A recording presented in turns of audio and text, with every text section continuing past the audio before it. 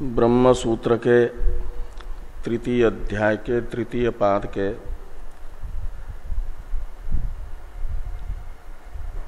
चल रहा है 34वें अधिकरण का विचार। इस अधिकरण में जो अभी तक उपासनाएं बताई गई हैं उनके अवान्तर आपस में दो भेद हैं, अहंग्रह उपासना, प्रतीक उपासना। प्रतीक उपासना के भी अवान्तर दो भेद हो जाते हैं, अंगावबद्ध प्रतीक उपासनाएं और स्वतंत्र प्रतीक उपासनाएं। ऐसे तो इन उपासनाओं में से अहंग्रह उपासनाएं जो शांडिल्य विद्या, उपकोशल विद्या, वैश्वानर विद्या, दहर विद्या आदि नामों से प्रसिद्ध है, इनका अनुष्ठान उपासक समुच्चय करके करे या विकल्प से करे। इस प्रकार ये संशय होता है, तो पूर्व पक्ष ने कहा समुच्चय करके करो। सिद्धांत है जो व्यास जी ने सूत्र से बताया है, विकल्पो अविशिष्ट फलत्वात्। पूर्व पक्ष का तो था कि न तो समुच्चय का नियम है न विकल्प का नियम है, इसलिए अधिकारी की जैसी इच्छा हो, एक एक उपासना करने की इच्छा हो तो एक एक ही कर ले, और मिल करके अनेक उपासनाएं करने की इच्छा हो तो अनेक कर ले। ऐसा अनियम पक्ष पूर्व पक्ष है। सिद्धांत है कि इन अहंग्रह उपासनाओं में विकल्प का नियम है। उपनिषदों ने अनेकों उपासनाएं बताई हैं, उनमें से एक ही अधिकारी के लिए सब उपासनाएं नहीं है। एक अधिकारी के लिए तो इन अनेकों उपासनाओं में से एक उपासना का ही नियम है। विकल्प नियम का अर्थ है कि अनेक उपासनाओं में से एक करना है। ये नहीं कि अपनी इच्छा के अनुसार कभी एक कर ली तो कभी अनेकों कर ली, एक ही उपासना करनी है, याथा काम्य नहीं है। तो कौन सी जो उसका मन अंदर से स्वीकार कर ले, जिसके प्रति अनायास सहज आस्था बनती है और लगता है कि इन अनेकों उपासनाओं में से इस उपासना से मुझे मेरे लक्ष्य की प्राप्ति होगी, वह उपासना उपासक अपना ले। क्योंकि सभी अधिकारियों का चित्त एक जैसा नहीं है, अलग अलग संस्कारों से संस्कारित चित्त वाले हैं अधिकारी, और पूर्व जन्म से इस जन्म में अभिव्यक्त हुए जो वे संस्कार हैं, जिन्हें स्वभाव कहा जाता है, वे अलग अलग प्रकार से ईश्वर का चिंतन करने के संस्कार अलग अलग अधिकारी में होते हैं, और वे संस्कार ही इन अनेकों प्रकार की उपासनाओं में से किसी एकाध उपासना में अंदर से आस्था के केंद्र बनाते हुए संस्कार इन उपासनाओं को। तो जो आस्था का केंद्र बने उसे स्वीकार कर ले और उसे ही करता जाए। इसमें हेतु है अविशिष्ट फलत्वात्। ये विकल्प का नियम, ये सिद्धांत की प्रतिज्ञा हुई। शांडिल्यादि अनेक विद्याओं में से एक विद्या का ही एक अधिकारी अनुष्ठान करें। ये विकल्प शब्द का अर्थ निकलेगा। ऐसा क्यों? तो कहा अविशिष्ट फलत्वात्। अविशिष्ट फलत्वात् में अविशिष्ट शब्द का अर्थ है समान। तो सब उपासनाओं का ईश्वर प्राप्ति रूप एक समान फल होने से अविशिष्ट फलत्वात् का अर्थ है। अविशिष्ट यानी समान है फल जिन उपासनाओं का, उन्हें कहा जाता है अविशिष्ट फला उपासनाएं। उनका धर्म है अविशिष्ट फलत्व। तो जिन जिन उपासनाओं का फल एक जैसा ही है परमेश्वर की प्राप्ति रूप, उन उपासनाओं में से एक अधिकारी एक ही उपासना को अपना ले। ये निर्णय इस अधिकरण से भगवान वेद व्यास जी साधकों के लिए बताते हैं। इस प्रकार ये मूल सूत्र का विचार हम लोग कर चुके हैं। भाष्यकार भगवान इस सूत्र का इसी प्रकार का अर्थ बता रहे हैं।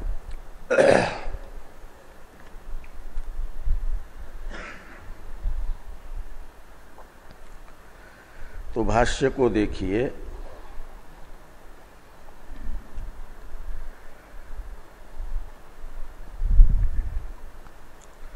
तस्मात् याथा काम्य प्राप्तो उच्यते विकल्प एव आसाम भवितुम अर्हति न समुच्चय।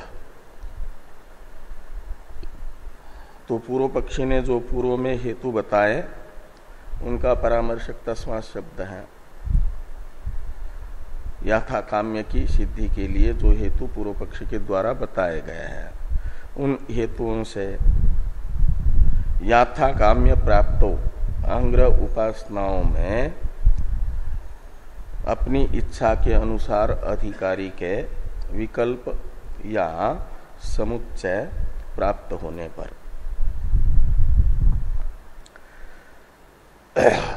ये बताया जा रहा है कि विकल्प एव आसाम भवितुम अर्हति न समुच्चय। आसाम उपासना नाम निर्धारण में षष्ठी है, इसलिए इन उपासनाओं में से विकल्प ही एक पक्ष सिद्धांत है। तो इन उपासनाओं में से एक ही उपासना का अनुष्ठान एक अधिकारी करे, न कि समुच्चय अनुष्ठान। ईश्वर प्राप्ति रूप एक फल के लिए वह एक ही साधन अपना ले और उसी को करता जाए जीवन पर्यंत, जब तक और एक जन्म में नहीं हुआ उस उपासना के द्वारा साक्षात्कार, तो दूसरे जन्म में, तीसरे जन्म में जैसा फिर वो संस्कार उसका होगा। छठे अध्याय में गीता कहती है ना, ह्रियते हेवसोपिसा तेनैव ह्रियते हेवसोपिसा। जैसा उसका पूर्व जन्म का साधना का संस्कार होता है योग भ्रष्ट का, वह उस संस्कार के द्वारा बलात् खींच करके साधना के लिए ले जाया जाता है। उसकी इच्छा न भी हो, घर भोग में रहने की इच्छा भी हो तब भी भोग में नहीं रहने देता वो संस्कार। पूरा श्लोक कैसा है? पूर्वाभ्यासेन तेनैव ह्रियते हेवसोपिसा। तो पूर्वाभ्यास जो है पूर्व जन्म का, वह उसे अवश करके अपने अधीन करके आगे की साधना करने के लिए ले जाता है। गौतम बुद्ध ने एक वृद्ध देखा, एक मुर्दा देखा और इतने मात्र से उनको वैराग्य हुआ। हम लोग कितनी दुर्दशा में पड़े हुए कितने वृद्धों को देखते हैं और कितनों को स्मशान में पहुंचा करके आए हुए हैं, तब भी उनके तरह वैराग्य नहीं हो पाता। तो वो तो खाली उस पूर्व संस्कार को साधना के जगाने के लिए एक प्रकार से निमित्त बना, वृद्ध का दर्शन और शव यात्रा का दर्शन, फिर और राजभोग में रहने नहीं दिया। जैसे ही संस्कार प्रकट हुआ तो चले गए साधना के लिए। तो इसलिए कहते हैं फल जो है ईश्वर प्राप्ति, उस ईश्वर प्राप्ति तक उसी साधना को एक जन्म दो जन्म नहीं अनेकों जन्मों तक करता रहे। बहुनाम जन्मनाम अंते होता है ना, ईश्वर की प्राप्ति तो अनेकों जन्मों की साधना से होती है। एक दो जन्म की साधना से ईश्वर की प्राप्ति हो जाए तो सहज हो जाए। तो इसलिए कहा कि आसाम यानी अहंग्रह उपासना नाम विकल्प एव, और एवकार का ही व्यावर्त विकल्प एव भवितुम अर्हति, एवकार का व्यावर्त बताया जा रहा है। न समुच्चय आसाम भवितुम अर्हति, इन उपासनाओं का समुच्चय अनुष्ठान होना संभव नहीं है, आवश्यक नहीं है। कहा ऐसा क्यों? ये पूर्व पक्षी सिद्धांति की प्रतिज्ञा का साधक हेतु विषयक जिज्ञासा करते हैं कि कस्मात् हेतु। सिद्धांति ने सूत्र में पंचमेंत हेतु बताया अविशिष्ट फलत्वात्। इसकी व्याख्या कर रहे भाष्यकार भगवान कि अविशिष्टम ही आसाम फलम उपास्य विषय साक्षात्करणम। कहा इन सब उपासनाओं का, चाहे वो शांडिल्य विद्या हो या वैश्वानर विद्या हो या दहर विद्या हो या उपकौशल विद्या हो, इन सब का एक फल है, अविशिष्ट फल है। वो क्या है? तो ईश्वर साक्षात्करणम। अहंग्रह उपासना का परिपाक माना जाता है। उपासना करते करते करते उपासक की अहंता उपास्य के स्वरूप को उतना अनायास अपना आलम्बन बना दे जितना अनायास अनुपासक का कार्यक्रम संघात उसकी अहंता का आलम्बन होता है। तो शरीर को अपनी अहंता का आलम्बन बनाने के लिए हमें कोई प्रयास नहीं करना पड़ता, बिना प्रयास के सहज ये कार्यक्रम संघात अहंता का आलम्बन बन जाता है। और उपासना कब तक करनी है? अहंग्रह उपासना तो कहते हैं जब तक इस कार्यक्रम संघात में से अहंता निकल करके इस कार्यक्रम संघात में जितनी अनायास अहंता बैठी थी उतनी अनायास उपास्य के स्वरूप में स्थित हो जाए तो अहंग्रह उपासना का परिपाक माना जाता है। तो तब तक ये है अहंग्रह उपासना का फल। तो ये कहा कि अविशिष्टम ही आसाम फलम, इन अहंग्रह उपासनाओं का फल अविशिष्ट है, एक जैसा है, कोई अंतर नहीं है।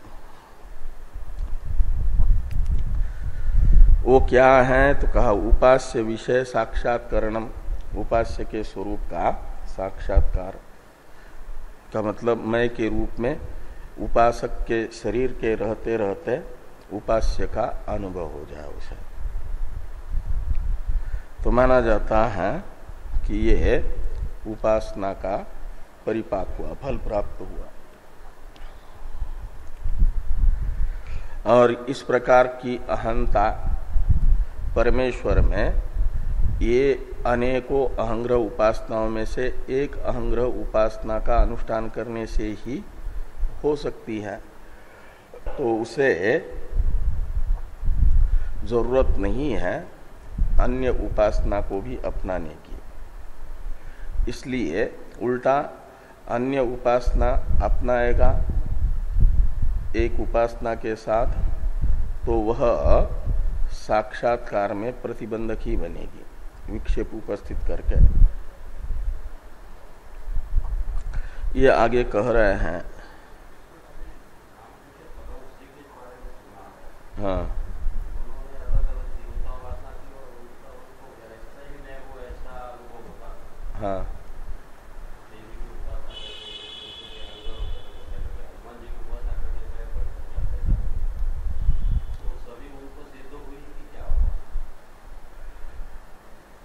ये स्मार्त उपासना है। और उपासना तो हाँ की है उन्होंने, हाँ हाँ।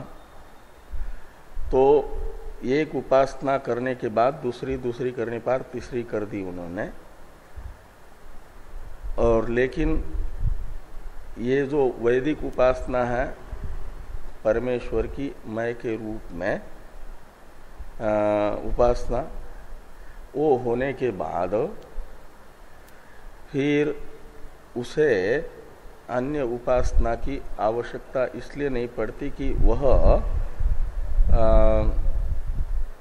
ईश्वर जैसे आप्त काम है और अपने आप को पूर्ण अनुभव करते हैं, ऐसे उनको पूर्णता की अनुभूति होती है। फिर तो उपासक वो सत्य काम सत्य संकल्प ईश्वर मैं हूं ऐसा अनुभव जो कर रहा है, वो उपासना में भी तो एक प्रकार से संकल्प ही करना होता है।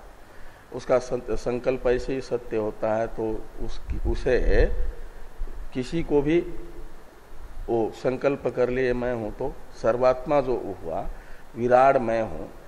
तो ये जो दूसरी दूसरी स्मार्त उपासनाएं हैं काली हनुमान जी आदि विषयक, ये भी नहीं करता है तो उससे अच्छी ही है। लेकिन वो विराट शांडिल्य इन सब के दृष्टि में ये उनके एक एक अंग जैसे है। हाँ हाँ। तो ये उपासना जिनकी परिपक्व होती है तो उसके लिए फिर सर्वे पापनः प्रदुयन्ते, ये फल बताया है ना उसका। कैसे? तो जैसे इसी का तूल जो है उसे डाल दिया जाए अग्नि में तो जल करके भस्म होता है, ऐसे सारे पाप भस्म हो जाते हैं। और उसे जो सोपाधिक पूर्ण परमेश्वर है वो मैं हूं ये बोध हो जाता है। तो उसके लिए अलग से फिर, और ये निश्चित है फिर क्रम मुक्ति है उसे।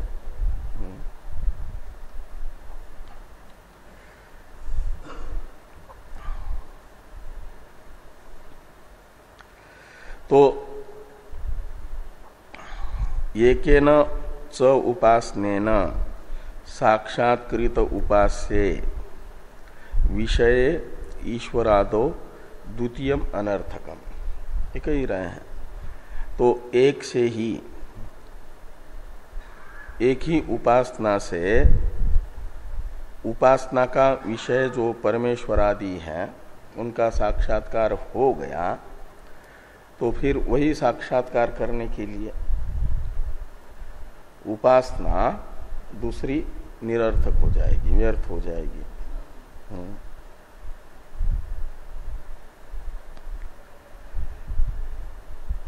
वो और बाकी की है यदि कि, तो काली और हनुमान जी ने में भेद समझ करके वो की है। अब काली का साक्षात्कार हुआ, हनुमान जी का साक्षात्कार करना है, तो इन दोनों में आपस में भेद समझ रहे हैं तब कर रहा है, ये माना जाएगा।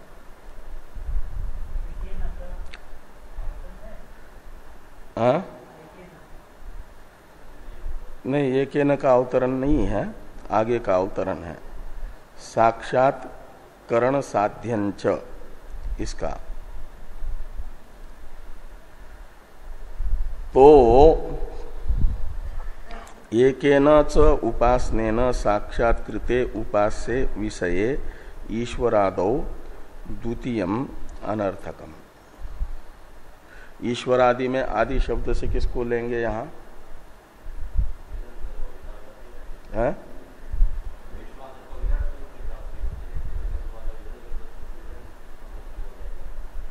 हाँ, प्राण। यहाँ विषय बताते समय दो बताए थे ना, यानी चाहे हिरण्यगर्भ हो, विराट हो, वैश्वानर अधिकरण में वो परमेश्वरी है करके स्थापित कर चुके हैं। चाहे वो कारण उपाधिक हो या सूक्ष्म कार्य उपाधि हो या स्थूल कार्य उपाधि हो, तीनों को परमेश्वर है करके स्थापित कर चुके हैं। इसलिए ईश्वरादो में आदि शब्द से इसी अधिकरण में जो अहंग्रह उपासना में एक प्राण की भी अहंग्रह उपासना होती है, तो प्राण को ले लेना। और इसलिए सनत कुमार जी ने नारद जी को प्राण का जब आत्मा के रूप में उपदेश किया, आत्म विषयक नारद जी की जिज्ञासा शांत हुई।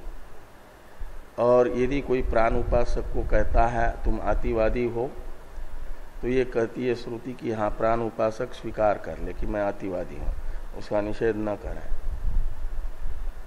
का मतलब प्राण का भी, वो सूत्रात्मा है प्राण, और उस सूत्रात्मा की मैं के रूप में उपासना,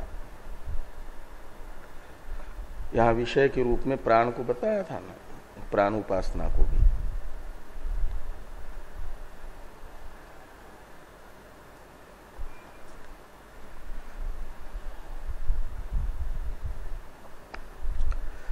तो अपिच असंभव, भाष्यकार भगवान ये कहते हैं द्वितीय उपासना अनर्थक ही है, इतनी बात नहीं, असंभव भी है। अनेकों उपासनाओं में लगेगा, चित्त विक्षिप्त होगा, तो उपास्य का साक्षात्कार नहीं हो पाएगा। उपास्य के साक्षात्कार के लिए आवश्यकता होती है स्थिर चित्त की, समाहित चित्त की। वो अनेकों उपासनाएं अनेकों प्रकार के गुणों से विशिष्ट उपास्य के स्वरूप में अहम वृत्ति को ले जाएगी, तो एक स्थान पर भी ठीक से स्थिति नहीं बन पाएगी। इसलिए कहा कि अपिच असंभव।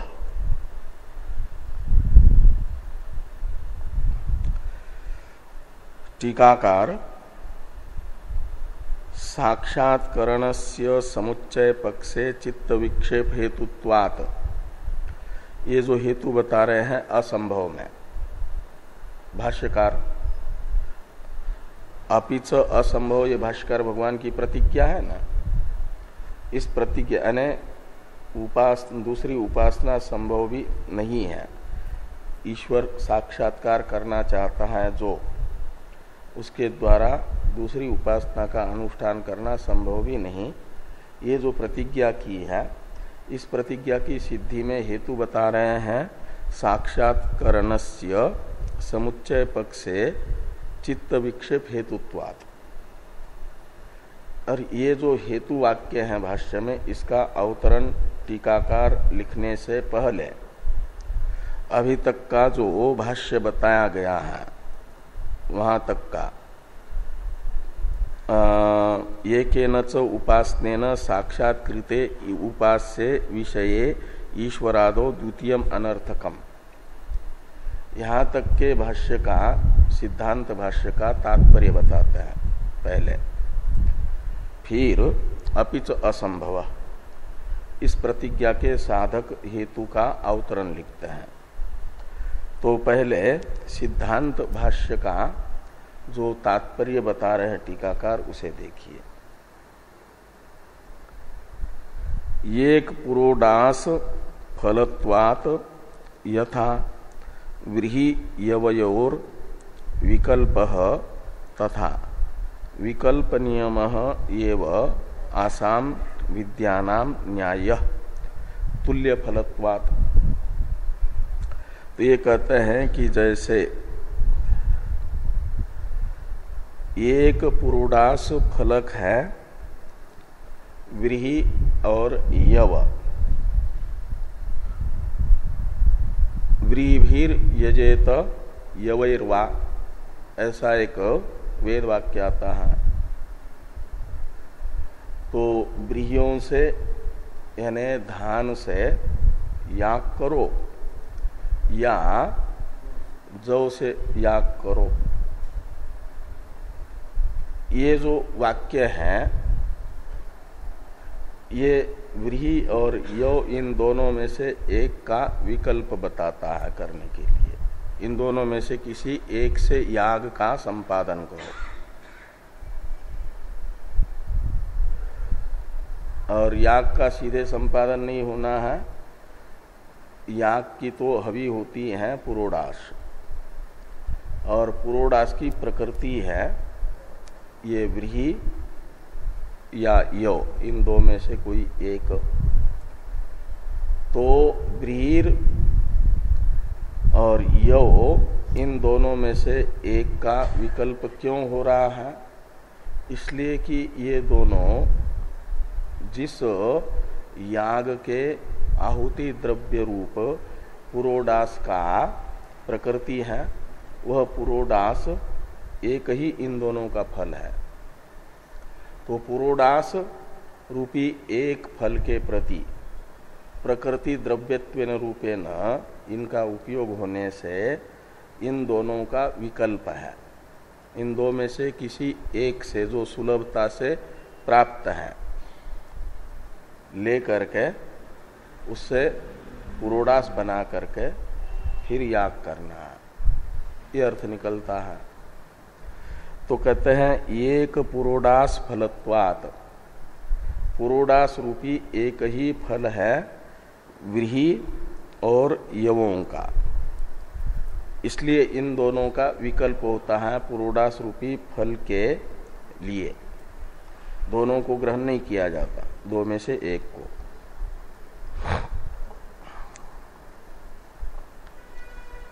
तथा विकल्प नियम एवं, तो पुरोडास रूपी फल की सिद्धि में जैसे व्रीहि और जव का हो रहा है विकल्प, तथा शब्द कहते हैं ऐसा ही ये जो अहंग्रह उपासनाएं हैं इनका भी विकल्प ही होगा। विकल्प एव, विकल्प नियम एव आसाम विद्यानाम, ये विद्याएं हैं अहंग्रह उपासनाएं। अन्याय यानी उचित, ऐसा क्यों? तो कहते तुल्य फलत्वात्, इन अहंग्रह उपासनाओं का फल तुल्य है, उपास्य का साक्षात्कार। उपास्य है परमेश्वर या प्राण, तो परमेश्वर का साक्षात्कार परमेश्वर की अहंग्रह उपासनाओं का फल है, और प्राण की अहंग्रह उपासनाओं का फल है प्राण का साक्षात्कार। तो अनेकों प्रकार की परमेश्वर की उपासनाएं जो अहंग्रह उपासना है उनमें से किसी एक उपासना से ही वो हो जाएगा, इसलिए विकल्प है। न च फलभूयस्त्वार्थिनः काम्य कर्म समुच्चयोपि दृष्ट इति वाच्यम। तो नच का अन्वय वाच्यम के साथ कर दीजिए। उसमें हेतु बताया जा रहा है ईश्वर साक्षात्कारात् परम फल भेदे अपि आसाम अहंग्रह उपास्तीनाम साक्षात्कारात्मक फलस्य तुल्यत्वात्।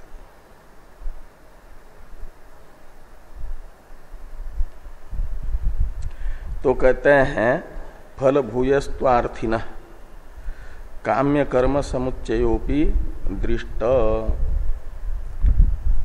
तो जो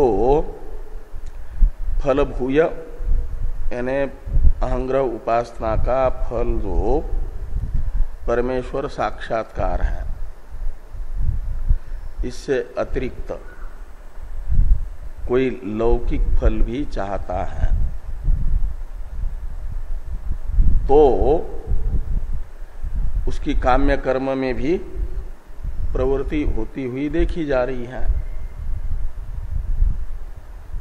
ईश्वर साक्षात्कार के लिए अहंग्रह उपासना भी कर रहा है और लौकिक कुछ फल विशेष की प्राप्ति के लिए ईश्वर साक्षात्कार से अतिरिक्त लौकिक फल की प्राप्ति के लिए काम्य कर्म का भी समुच्चय कर रहा है। तो फल भूयस्त्वार्थिनः, जो फल भूयस्त्वार्थी है परमेश्वर साक्षात्कारार्थी भी है और लौकिक फलार्थी भी है। तो उसका काम्य कर्म समुच्चयोपि दृष्ट, ऐसा यदि कहना चाहेंगे तो जैसे वहां काम्य कर्म का समुच्चय हो रहा है, ऐसे ये अहंग्रह उपासनाओं का भी समुच्चय मान लो।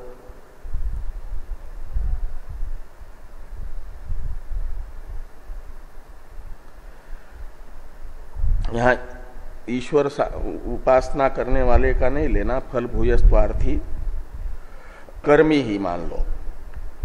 सकाम कर्म करने वाले जो है कर्म का ही ये फल भी चाहते इस लोक का, इस शरीर के छूटने के बाद स्वर्ग आदि फल भी चाहते हैं, इस लोक में पुत्र आदि फल भी चाहते हैं।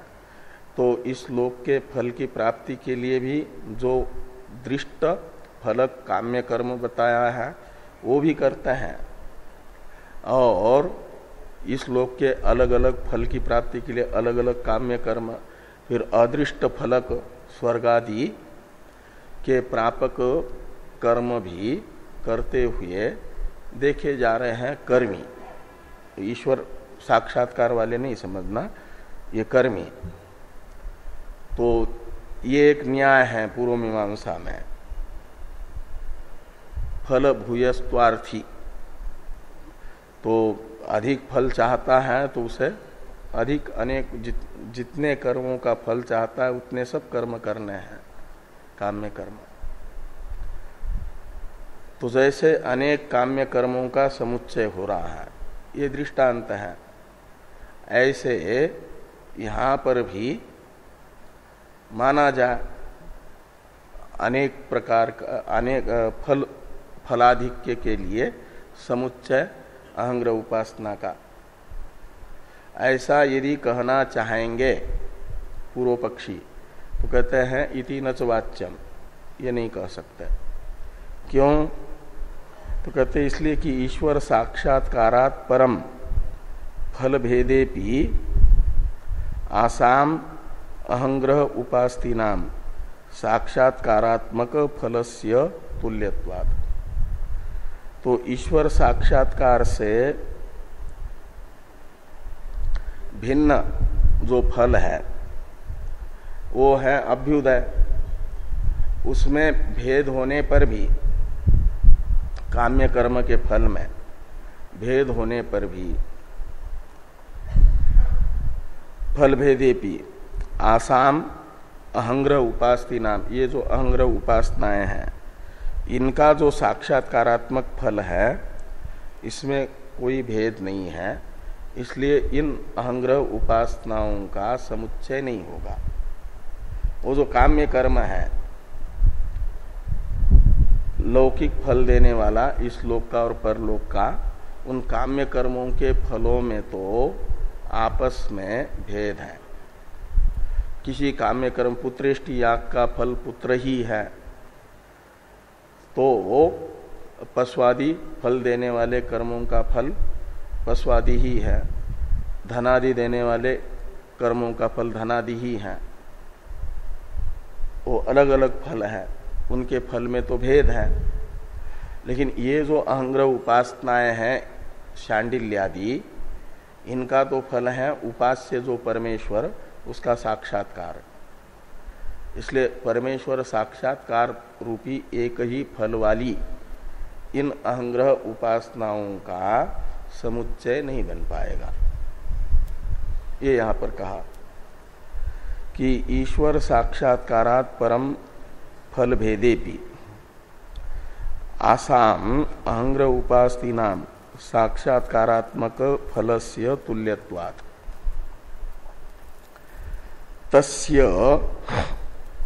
तस्य च एकया कृतत्वेन अन्यस्याः कृत्याभावात् चित्त विक्षेपकतया तद विघातकत्वाच्च इति सिद्धांत भाष्यार्थ।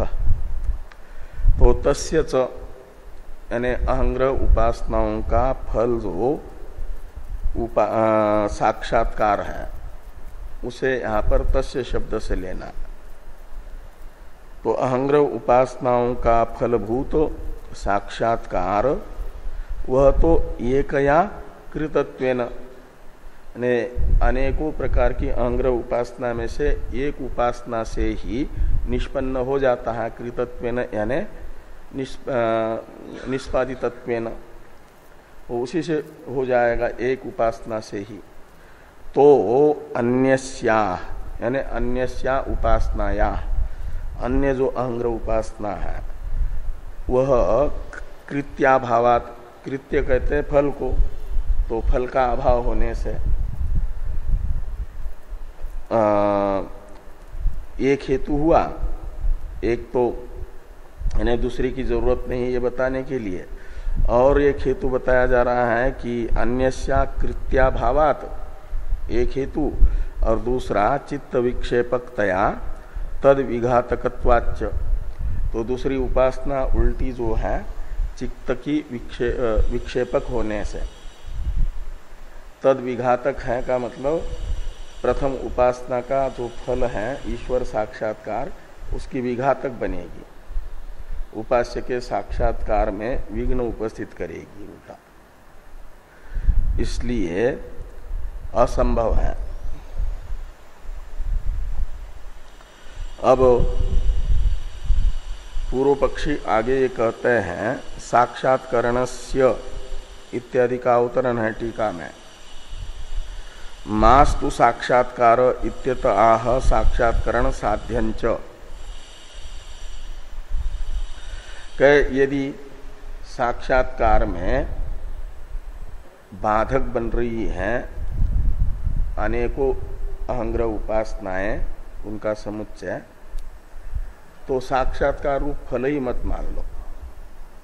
मास्तु साक्षात्कार, अहंग्र उपासना से साक्षात्कार नहीं होता है तो मत होने दो। तो कहते हैं तो उपासना है तो साधन है, वो किसके लिए कर रहे हो?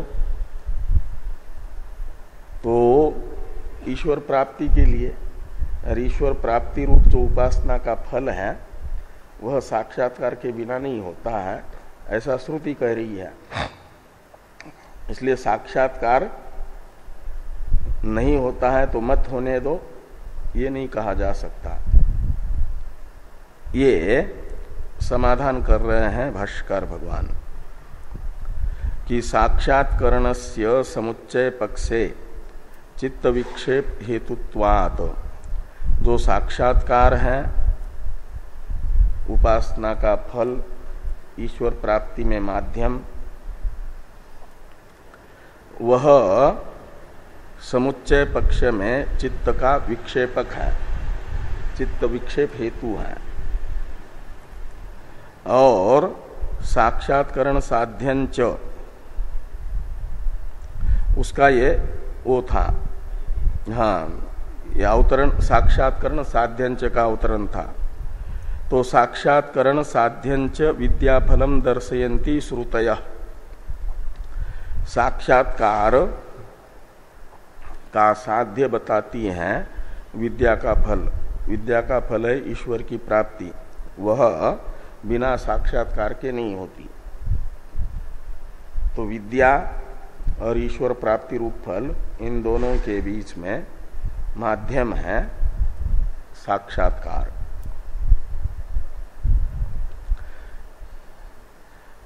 ऐसा कौन सी श्रुतियां बता रही है? तो कहते ये बता रही है यस्य स्यात् अद्धा न विचिकित्सा अस्ति इति देवो भूत्वा देवान अप्येति इति च एवं आद्या, यानी इत्यादि श्रुतियां, एवं आद्या श्रुतय के साथ अन्वय करना। इत्यादि श्रुतियां ये बता रही हैं कि उपासना का फल साक्षात्काराधीन है।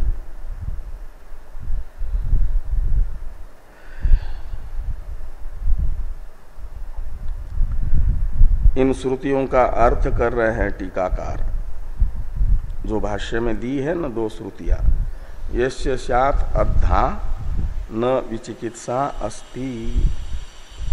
अद्धा शब्द का अर्थ होता है निश्चय, तो यस्य सात अद्धा का मतलब निश्चय। तो यस्य पुंसः, यस्य शब्द का अर्थ कर दिया पुंस अधिकारिणः। तो अधिकारी पुरुष को, जिस अधिकारी पुरुष को अद्धा है यानी निश्चय है। क्या निश्चय है? अहंग्रह उपासना का जो फल है कि मैं ही उपास्य हूं, उपास्य का, उपासक का निश्चय उपास्य मैं हूं, ऐसा हो जाए तो माना जाता है वो अद्धा है। अद्धा का मतलब निश्चय। तो ईश्वरो अहम इति साक्षात्कार स्यात् यानी यस्य पुंसः, इस प्रकार का साक्षात्कार शरीर के रहते रहते जिस पुरुष को होता है, उपासक को, अहंग्रह उपासक को, उसी को श्रुति कहती है शरीर छूटने के बाद फिर परमेश्वर का सायुज्य प्राप्त होता है, दूसरे को नहीं। और न विचिकित्सा अस्ति, इसका अर्थ करते हैं विचिकित्सा यानी संशय, अपने और उपास्य के बीच में भेद का निश्चय नहीं है। भेद का निश्चय तो विपर्य माना जाएगा, और संशय भी नहीं है अभेद के विषय में, अपितु दृढ़ निश्चय है। इसलिए कहते हैं कि विचिकित्सा च नास्ति, जिसे संशय भी नहीं है। अहम ईश्वरो न वा इति, संशय का आकार बताया कि मैं ईश्वर हूं कि नहीं हूं, ऐसा संशय भी जिसकी बुद्धि में नहीं है, अपितु अद्धा है। तस्यैव ईश्वर प्राप्ति इत्यर्थ, उसे ही शरीर छूटने के बाद ईश्वर भाव की प्राप्ति होती है। तो ये श्रुति उपासना और ईश्वर प्राप्ति इन दोनों के बीच में अद्धा शब्दित साक्षात्कार को व्यापार के रूप में स्वीकार कर रही है, माध्यम के रूप में स्वीकार कर रही है। जिसको अद्धा यानी निश्चय होता है, साक्षात्कार होता है, उसी को ईश्वर की प्राप्ति होती है, दूसरे को नहीं, ये बता करके। इसलिए नहीं कहा जा सकता कि साक्षात्कार मत हो जा, समुच्चय कर लो उपासना का। ये तो एक प्रकार से बिना विचारे समुच्चय माना जाएगा।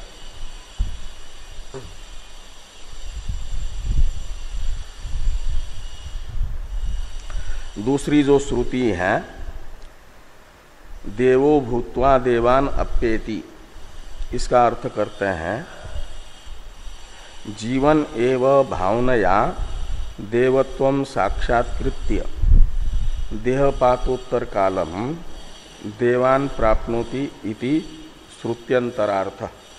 श्रुत्यंतर है देवो भूत्वा देवान अप्येति। इसमें देवो भूत्वा का अर्थ कर दिया जीवन एव भावनया देवत्वं साक्षात्कृत्य। उपासक शरीर रहते रहते ही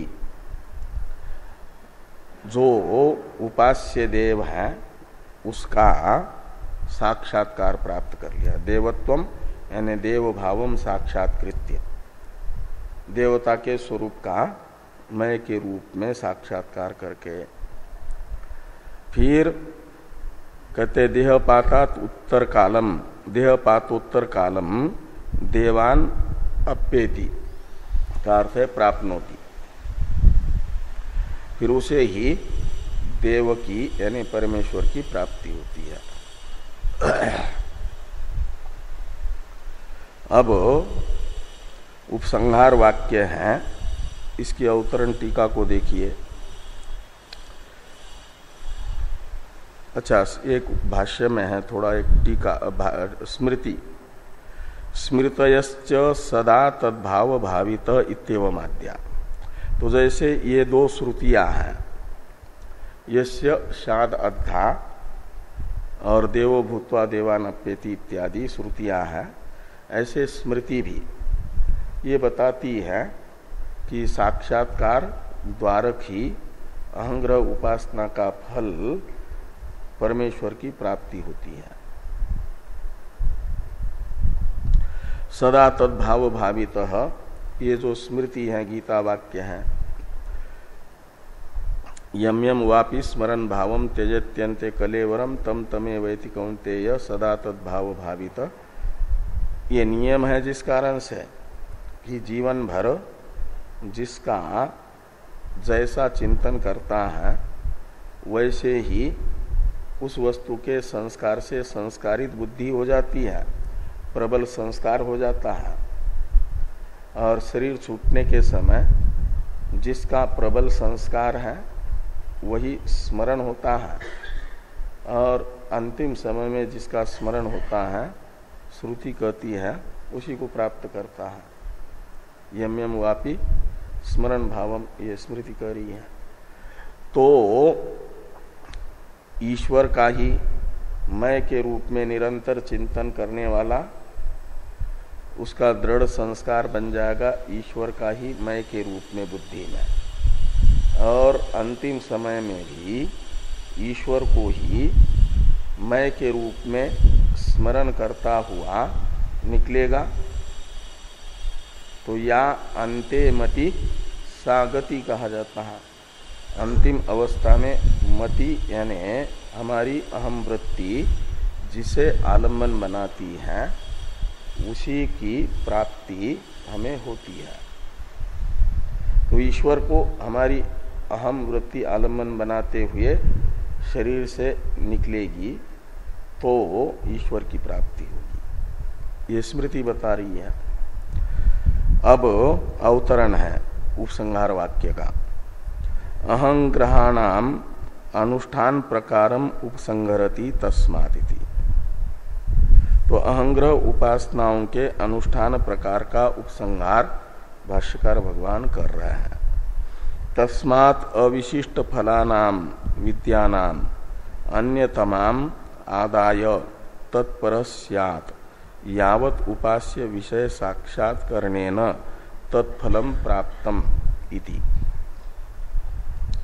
का मतलब अहंग्रह उपासना का फल जो ईश्वर की प्राप्ति है ईश्वर साक्षात्कार द्वारा, तो अहंग्रह उपासनाओं में से कोई एक उपासना, अन्य तमाम का अर्थ है अनेकों अहंग्रह उपासना में से किसी एक उपासना को आदाय यानी अपना करके फिर तत्परः भवेत, तत्परश्चात् का अर्थ तत्परो भवेत, फिर उसी उपासना में अपने चित्तवृत्ति को लगा लें, उसी का मैं के रूप में चिंतन करता रहे।